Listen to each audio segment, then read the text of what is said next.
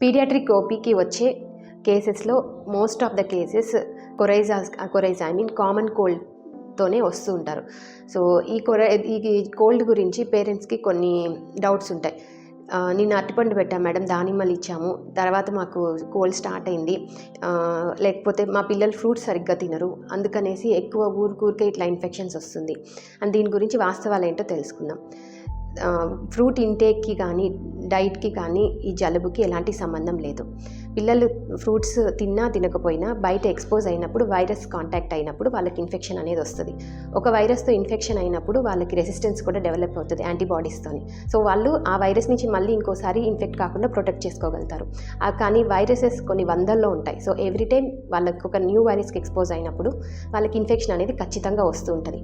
Over time ఇలా multiple infections వచ్చిన తర్వాత వాళ్ళకి క్రాస్ ఇమ్యూనిటీ అనేది డెవలప్ అయ్యి frequency of symptoms, severity of symptoms అనేది తగ్గుతుంది. సో ధైర్యంగా పేరెంట్స్ పిల్లలకి అన్ని ఫ్రూట్స్ పెట్టచ్చు.